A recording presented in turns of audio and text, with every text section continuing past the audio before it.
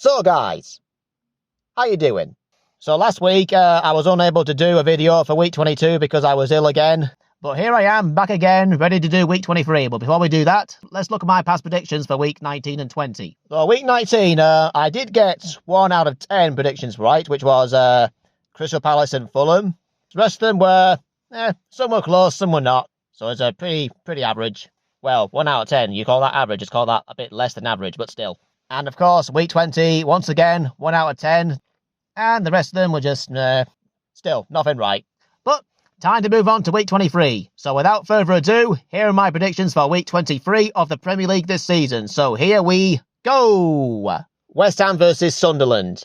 So a big win for West Ham at Tottenham. A win that could spark some new hope in their season. After they lost to Wolves, I was thinking West Ham are done for, they're going down. But to come into that game and actually show some fight, show some passion, show some teamwork, show determination to win the game, and Sunderland still doing very well, firmly stabilised team, in no real danger, although they could challenge for European places. It's a possibility. That's how good their season has been. And they picked up yet another win at home against Crystal Palace. Very good win. But away from home, Sunderland are just unpredictable. As much as I think that West Ham will be all fired up after their win against Tottenham, I still think Sunderland are going to win here. A rather hard-fought win, where West Ham will probably give everything, but I still think Sunderland will win 2-1. Burnley versus Tottenham. So Burnley have picked up 2 hard-fought draws against Manchester United and Liverpool, and they were very good performances, although they're still lacking in wins. Wins will be more than helpful for them to get out the relegation zone, so they need to get some wins from somewhere. Even though they're picking up draws, it's good, but they need wins, it's very important, otherwise they're going down. And I'm surprised that Thomas Frank is still in charge of the Burnley game. I was thinking, after the defeat against West Ham, I was thinking his time was up, because the fans were all turning on him, they were booing the team, and they were all feeling he wasn't good enough. Somehow he's still in the job, which is why he himself has got to make this game count. Anything but a win, I think, will basically end his career at Tottenham. And I don't think they are going to win, to be honest with you, because the state of that team now tells me that Burnley should probably get a result here. I don't think they're going to win either, but I do think it'll be a 1-1 draw. Good result for Burnley, but not good enough result for Tottenham. Fulham versus Brighton.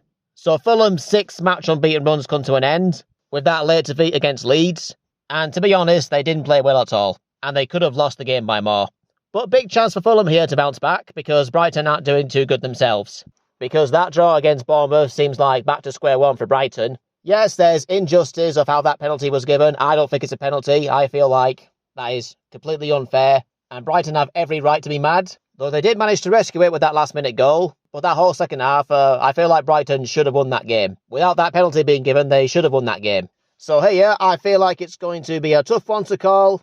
But I do have a feeling that Fulham will take the win here 2-1. Manchester City versus Wolves. So, I'm quite surprised at Man City right now. Winless in the last 4 games.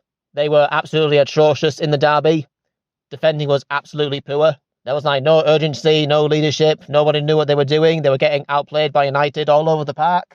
If they're going to challenge for the title, they can't be playing like that. But there's still time for them to turn it around though, because they're known for doing that in the past couple of times. But any more slip-ups puts Arsenal almost firmly on course for the title. And for being the worst team in the Premier League still, Wolves have managed to actually pick up a few good points and good performances. Drawing with Manchester United, beating West Ham 3-0, and of course drawing with Newcastle. Although, to me, it's still too little too late. It's good to see this Wolves team actually show some fight. Only, where's that fight been all season?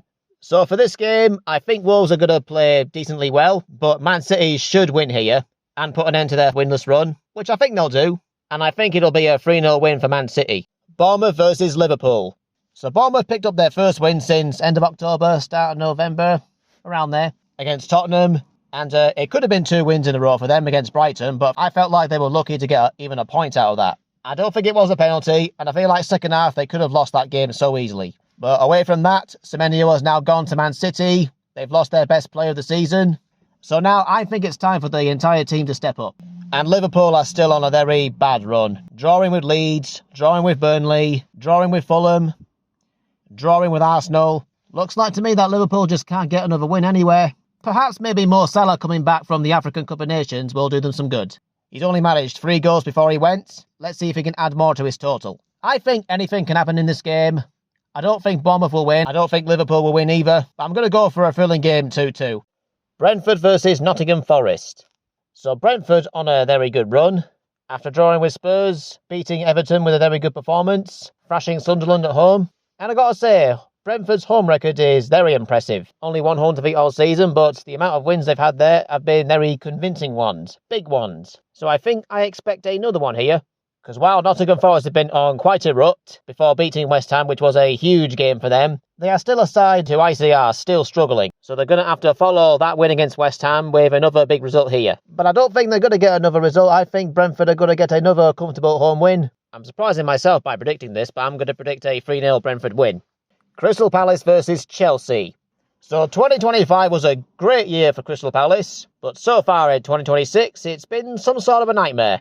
The manager about to leave at the end of the season. Mark Guehi's gone to Man City, as we all knew that Mark Guehi was going to go. And of course, Mateta saying he wants to leave the club. If not this transfer window, then probably in the summer. And Crystal Palace are still on a very poor run of form. A defeat at Newcastle and a defeat at Sunderland, sandwiching a 0-0 draw with Aston Villa. So yeah, struggling for goals and struggling for points.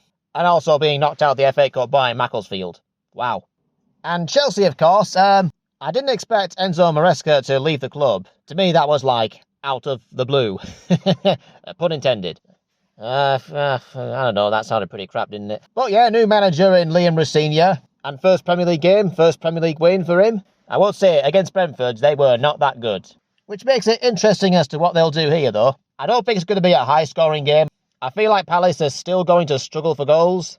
And I also feel like Chelsea will pick up another win here. Not thinking too much will come out of this game, but I do think Chelsea will win 1-0. Newcastle versus Aston Villa. Drawing with Wolves is like another new low. In a game that they should have won against the bottom side, yeah, that's embarrassing. And just shows overall that the problems at Newcastle still continue. About Aston Villa, right?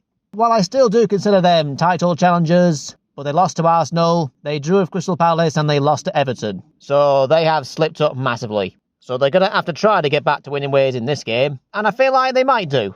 So for this game, I'm going for quite a good game, which will go in the way of Aston Villa 3-2. Arsenal versus Manchester United. So despite Arsenal's closest title challengers slipping up, they failed to take advantage of it. They should have beaten Forest to go 9 points clear, but now it's 7. Although 7's a comfortable enough gap, but this is where Arsenal cannot afford to slip up in games.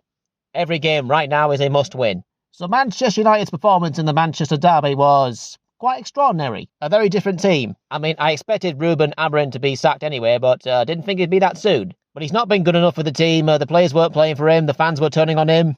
But Michael Carrick, who knows Manchester United very well, comes up with a performance like that. So it feels like here, this team can do anything. And I do think they're capable of taking points off Arsenal. Although I do think Arsenal will still win.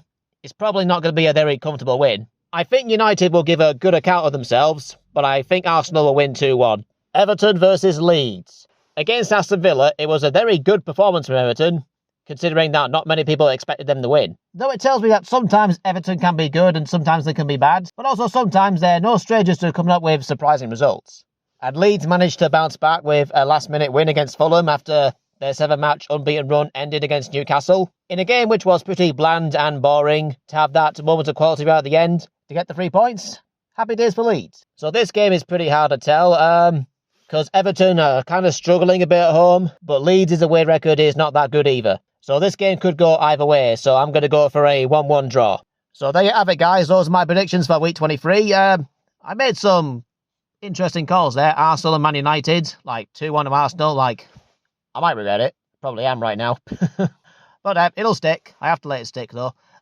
Went with Bournemouth for Liverpool to draw, and 3-2 to Aston Villa, so don't think it's really going to happen, but, you know, sometimes I just like to go for it. But we shall see what happens at the end of all this and see if I get anything right. I would love to get 2 right. I'm starting to think maybe 1 out of 10 is just, you know, not good enough. Realistically, it isn't, but, you know, let's see what happens. So that is actually it for this video, so please feel free to subscribe to the channel if you haven't already. Please leave a like and a comment down below, and I will see you guys next week for another video. Peace!